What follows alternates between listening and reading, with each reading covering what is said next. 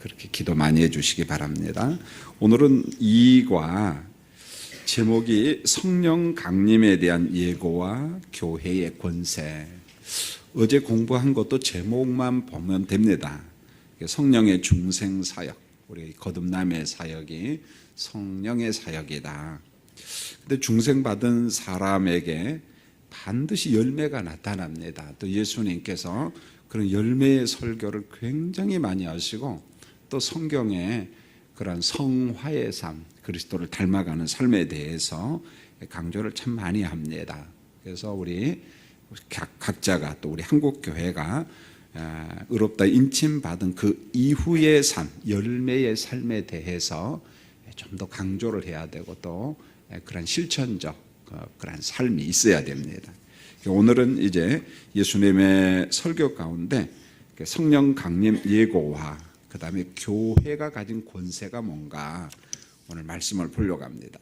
자, 요한복음 7장은 장차 오실 성령 강림에 대한 예고 말씀입니다.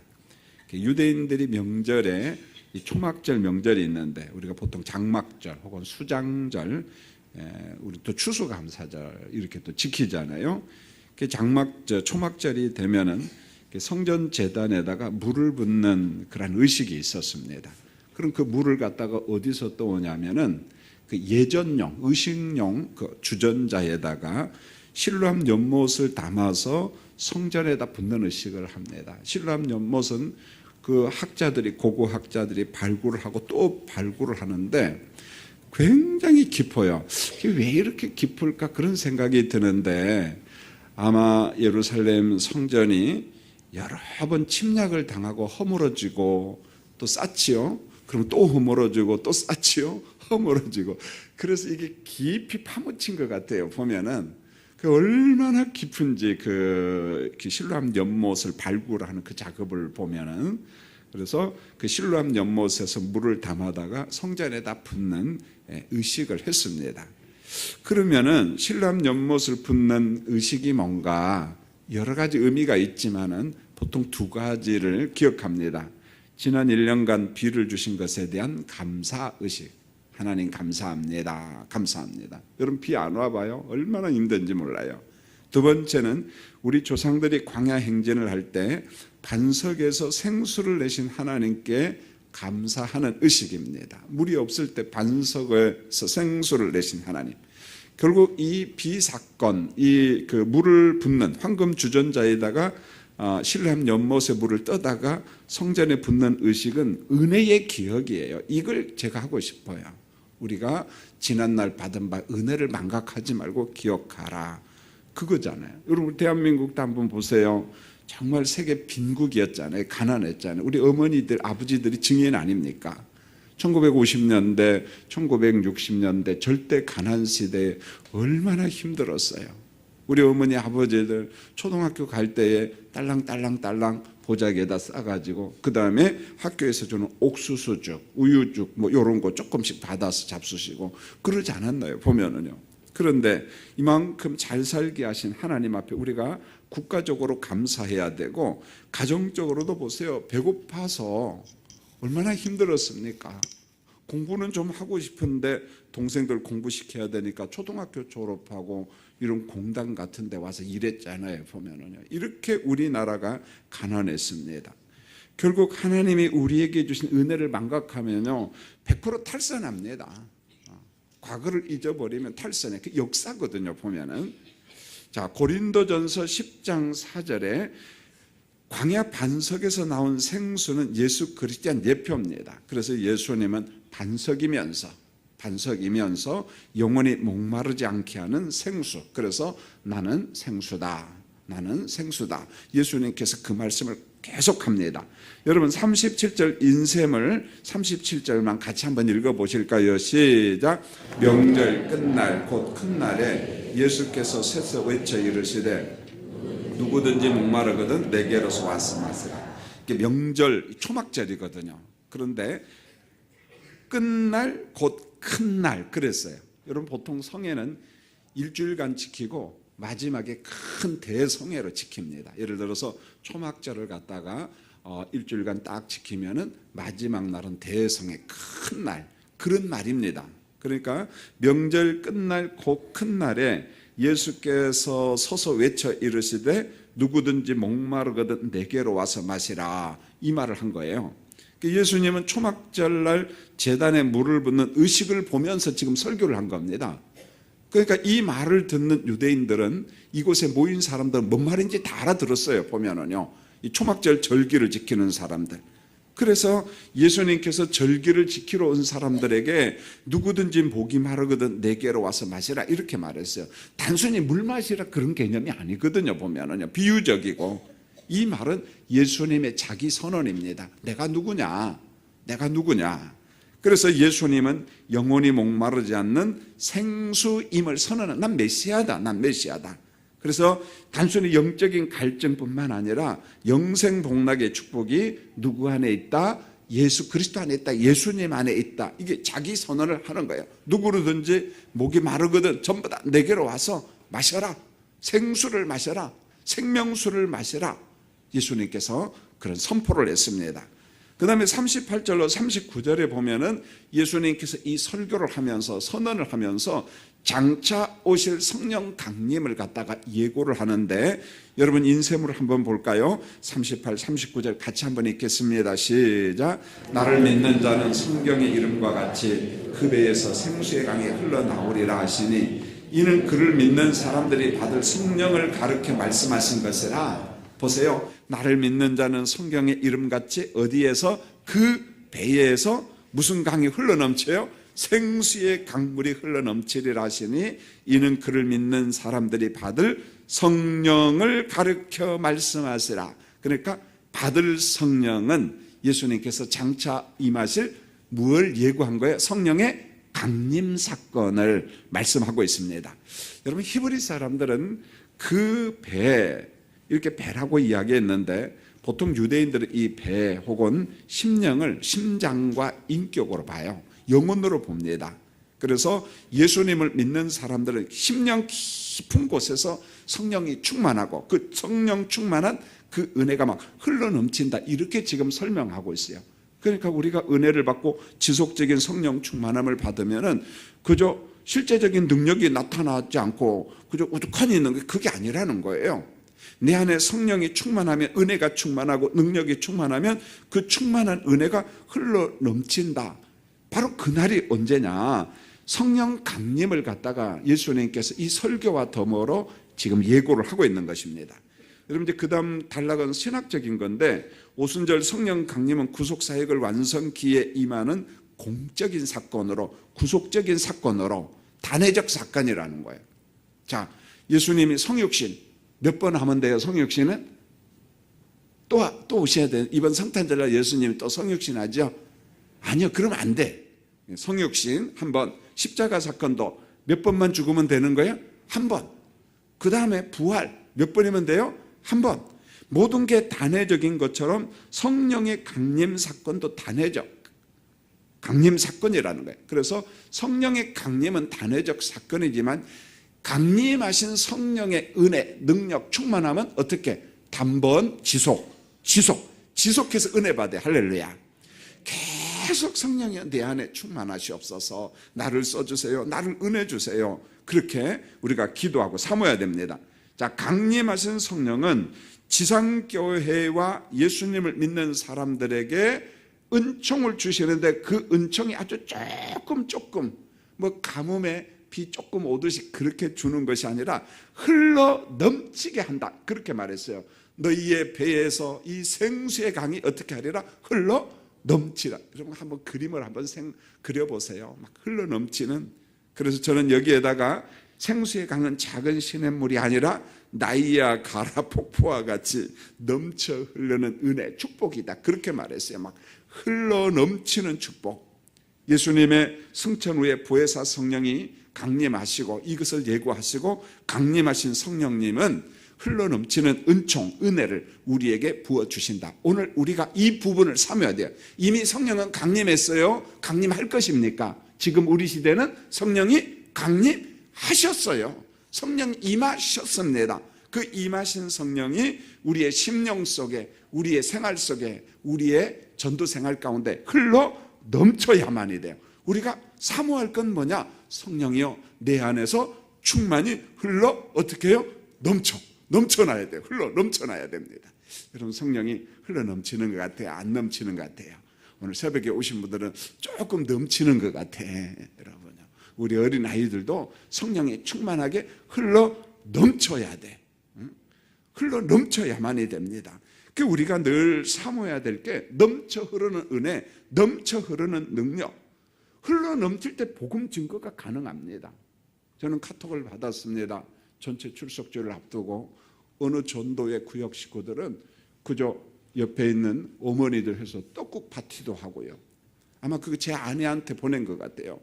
그러니까 제 아내는 저한테 보고 그걸 보면서 행복해요. 아, 이렇게 열심히 같이 노력해 주시는 분들이 있구나. 힘써 주시는 분들이 있구나. 여러분, 그게 뭐겠습니까? 그저 멀쩡한 그게 뭐 떡국 파티하고 그거 한다고 오겠습니까? 기도하고 그 영혼들을 사랑하니까, 그의 심령에 은혜가 넘치니까, 영혼을 사랑하니까 헌신과 수고를 하는 거예요. 기쁘게 감당을 하는 것입니다. 그렇지 않으면 못합니다. 여러분요, 김 목사가 우리 교역자들이 전체 출석 주일에 대해서 아무리 강조해도 기 꽉 막고 있는 사람이 있어요. 마음 꽉 막고 있습니다. 그건 나하고 상관이 없다. 은혜 없는 사람이에요. 그가 구원 안 받았다 그런 말이 아니에요. 구원 받았지만은 성령의 은혜가 그 속에 없는 사람이거든요. 건조한 심령이거든요.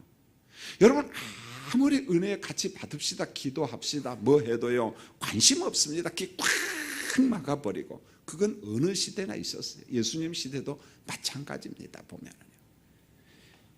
여러분, 우리가 누군가를 사랑한다, 능력 없으면 못합니다. 은혜 없으면 못해요. 그죠? 남들이 하는 거 우리는 자칫 잘못하면 비교 평가하고 에헤이 그 정도, 그렇지 않습니다. 단돈 10,000원 굳이 한다는 거 쉽지 않습니다. 여러분요, 내 안에 은혜가 있을 때, 내 안에 은혜가 넘쳐 흐를 때, 오늘 성경에서 말하는 것처럼 성령의 은혜 충만함이 흘러 넘칠 때 사랑할 수 있고 사랑의 능력을 공급할 수가 있습니다. 얼마나 중요한지 몰라요. 김 목사도 마찬가지입니다. 성령이 내 안에 넘쳐 흐를 때 말씀을 전하고, 말씀을 권세 있게 하고, 말씀을 능력 있게 하고, 그 말씀이 교인들의 귀에 들려오고 심령 속에 깨닫지 건조한 설교하면은요, 그렇지 않거든요. 그렇지 않습니다. 여러분, 오늘 새벽에도 여러분 안에 임재하신 성령이 흘러 넘치는 은혜가 있기를 원합니다. 사모하기를 원합니다. 우리 어머니 아버지들, 여러분 자녀들을 위해서 그 기도를 꼭 좀 해주시기 바랍니다. 계속 흘러 넘치게 은혜를 베풀어 주시라고 그 기도하신 우리 부모님 되시기를 예수님의 이름으로 축원을 드립니다. 그 다음에요, 요한복음 20장 19절로 23절이 참 중요한 말씀입니다. 이게 성령 강림에 대한 예고를 교회와 연관시키고 있어요, 사도 요한이. 그러니까 성령의 강림 사건은 교회와 별개 사건이 아니라 교회와 연관시켜서 말씀을 하는데, 자, 분위기는 이거예요. 배경은 예수님께서 부활하신 날, 안식구 첫날 저녁 시간에 있었던 일입니다. 그래서 19절은 그냥 넘어갑니다. 예수님의 제자들이 참 고민이 많았습니다. 그동안 예수님은 설교와 많은 표적을 통해서 사람들에게 은혜를 많이 끼쳤어요. 막 제자들도 너무너무 기뻤습니다. 그런데 그 예수님께서 나무에 달려 십자가에 달려 죽었어요. 이걸 수용이 안 되는 거야, 제자들이. 여러분, 신명기 1장 23절에 보면 나무에 달린 자는 무엇한 자다? 하나님께 저주받은 자다. 이걸 갖다가 이해를 못한 거예요.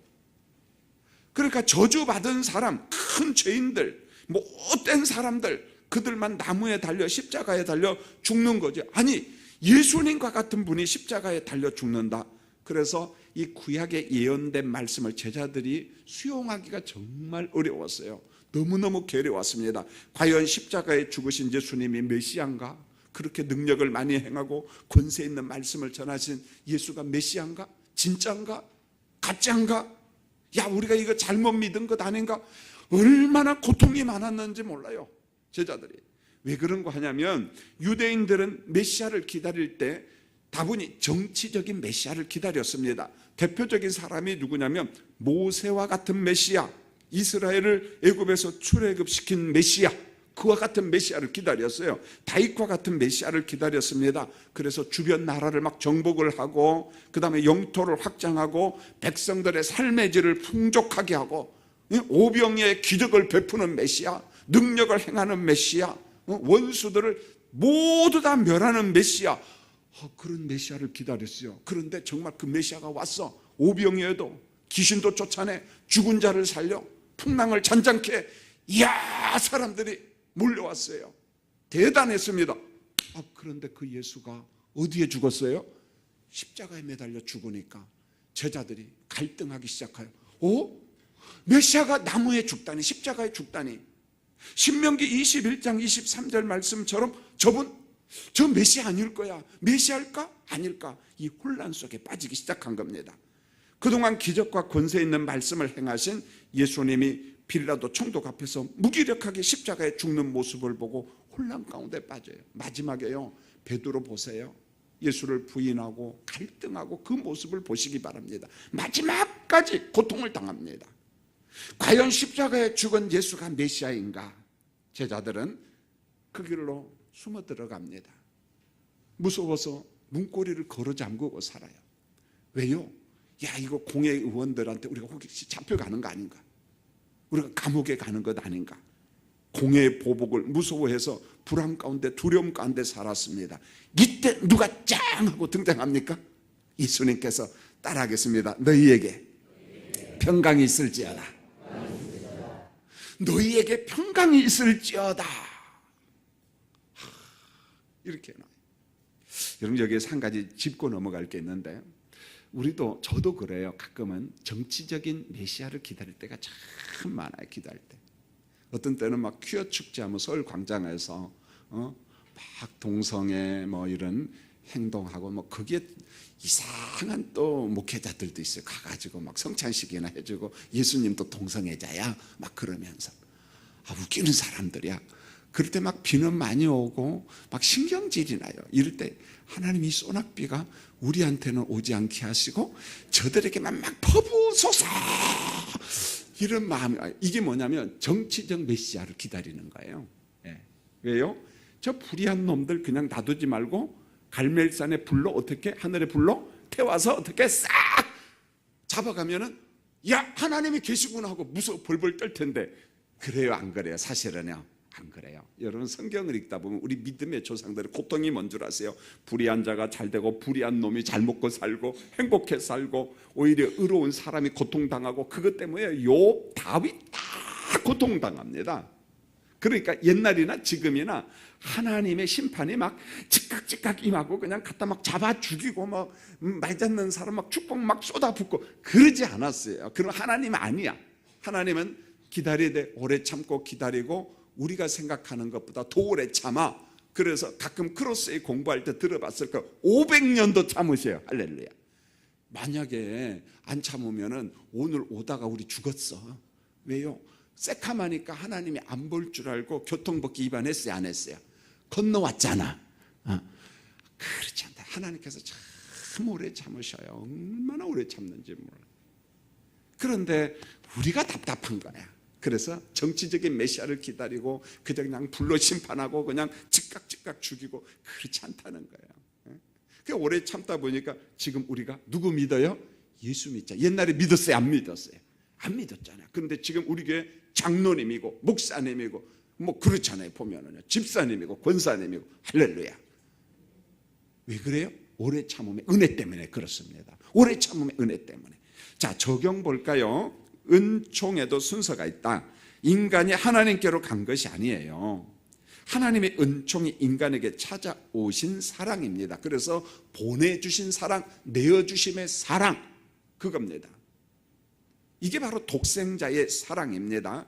자, 우리가 두려움 가운데 있는 제자들에게 예수님께서 찾아오셔서 너희에게 평강이 있을지어다 이렇게 말씀했어요. 사랑하는 성도님들, 입시를 앞두고 이런저런 이유로 힘들어하는 우리 자녀들에게 성령이여 우리 자녀들에게 평강을 주시옵소서. 평강을 주시옵소서. 저는 어느 때 행복하냐면요, 시험을 보러 가는 학생들이 얼마나 마음이 불안하고 두렵겠습니까? 부모님의 손을 잡고 옵니다. 안수 기도를 쫙 합니다. 이런 간증이에요. 목사님 기도 후에 제가 마음의 평강을 찾았습니다. 시험 잘 보고 왔습니다. 그 말을 들을 때 얼마나 행복한지 몰라요. 얼마나 두렵겠습니까? 떨리겠습니까? 사랑하는 성도님들, 여러분의 자녀들과 남편과 아내와 우리 성도들을 위하여 기도해 주세요. 오 성령님, 우리 교인에게 평강을 주시옵소서. 할렐루야, 평강을 주시옵소서. 그 다음에 20절, 예수님은 제자들에게 손과 옆구리를 보이셨어요. 확인을 한 제자들이 너무너무 기뻤습니다. 그리고 21절에 예수님의 파송 명령과 더불어서 성령 강림 사건을 예고를 합니다. 오늘 이 말씀이 참 중요한데 이렇게 말씀했어요. 예수께서 또 이르시되 너희에게 평강이 있을지어다. 아버지께서 나를 보내신 것 같이 나도 너희를 보내노라. 잘 보세요. 아버지가 나를 보낸 것처럼 성부가 성자를 어디로 보냈어요? 땅으로 보냈잖아요. 이제 나도 너희를 보낸다. 어디로? 세상으로 보낸다. 십자가와 부활의 복음을 통해서 새 생명을 얻는다는 진리를 전파하는 파송 명령이 예수님을 통해서 이루어지는데, 예수님께서 제자들과 교회를 천국의 대사로 파송을 하면서 성령 받고 가라 그랬어요. 성령 받고 가라. 22절을 보세요. 이 말씀을 하시고 그들을 하여 숨을 내쉬며 이르시되 성령을 받으라 그랬습니다. 숨을 내쉬며. 시각하지 어떻게 보면은요. 여러분, 예수님은 숨을 내면서 성령을 받아라. 이게 무슨 말입니까? 사탄이 공격하는 지상에서 복음을 전한다. 원수 마귀가 공격하는 지상에서 생명의 복음을 전한다. 그냥 가지고 안 돼. 보혜사 성령의 실질적인 능력 없이는 선교, 전도, 오이코스 전체 출석질 못합니다. 힘들어서 못해요. 원수 마귀가 막 공격해서 못합니다. 선교는, 전도는, 초청은, 초대는 100% 보혜사 성령의 능력으로 하는 거예요. 영원 추수는 성령의 역사, 성령의 사역입니다. 여러분, 오이코스 운동도 지속적으로 성령 안에서 하시기를 원합니다. 성령 안에서 초대하기를 원합니다. 성령이여, 내가 초청하는 사람 마음을 움직여 주시옵소서.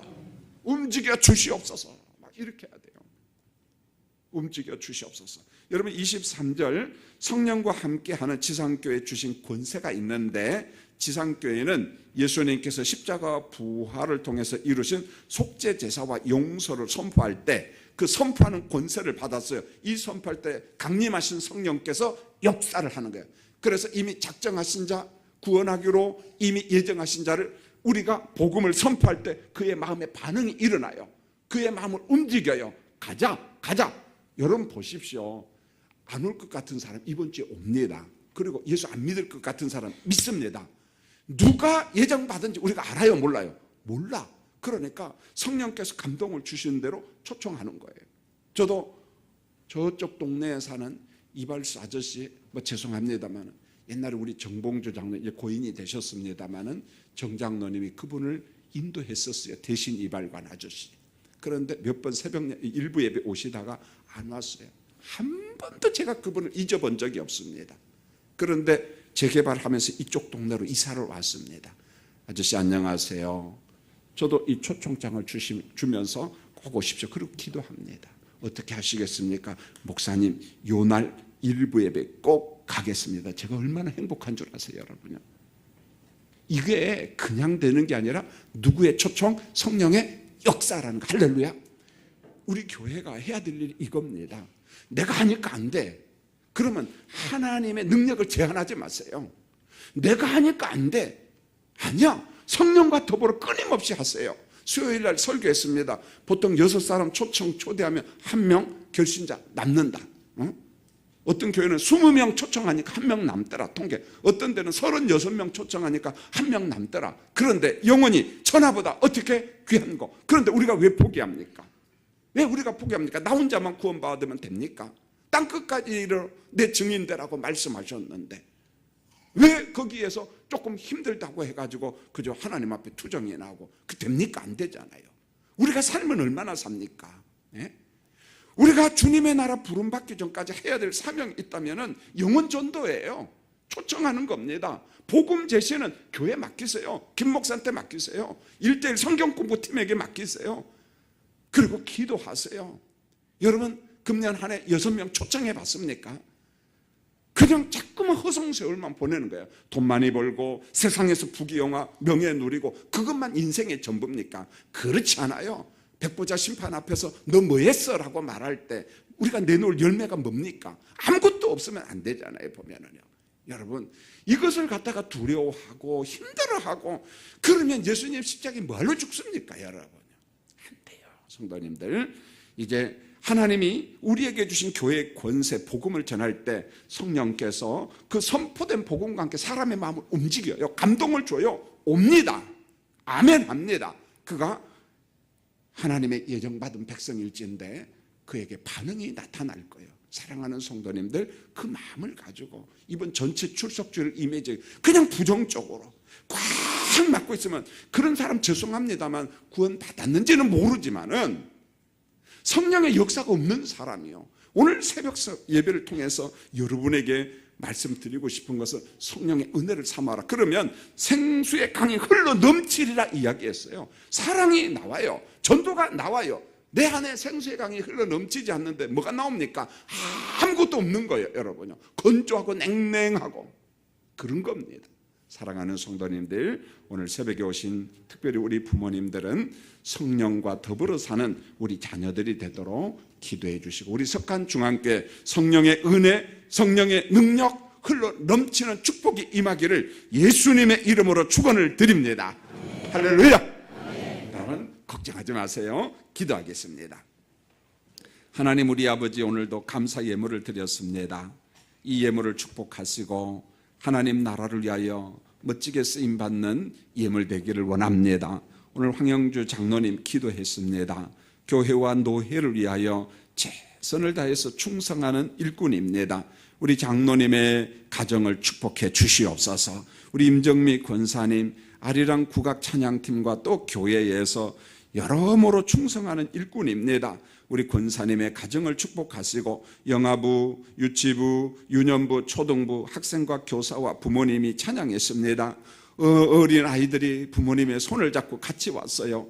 하나님, 저들 모습을 봅니다. 20년, 30년, 50년, 60년 이후에 하나님의 나라와 주님의 교회와 이 나라와 가문을 위하여 정말 존귀하게 쓰임받는 축복의 자녀들 되게 도와주시옵소서.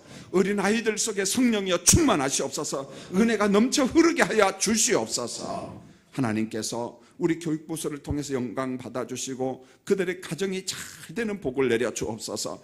아버지 하나님, 이번 주일날 오이코스 전체 출석주일을 합니다. 이 날을 위하여 최선을 다했습니다.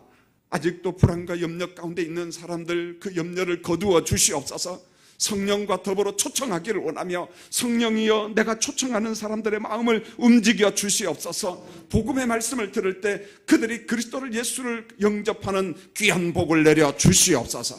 오늘 새벽도 연약한 몸을 가지고 주님 앞에 나온 자가 있어요.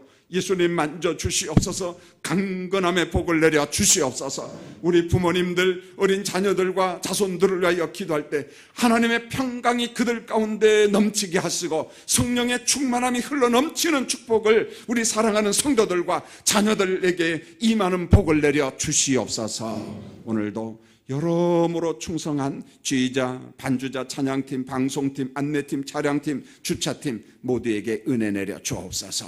예수님의 이름으로 기도합니다. 아멘. 지금은 우리 주 예수 그리스도의 은혜와 아버지 하나님의 무한하신 사랑과 성령님의 위로교통 충만케 하심이 오늘 새벽도 주님 앞에 나와 예배드린 모든 성도님들 위해 이제로부터 영원히 함께 하시길 간절히 축원하옵나이다. 아멘. 우리 부모님들 어린 자녀랑 왔는데 그냥 가지 마.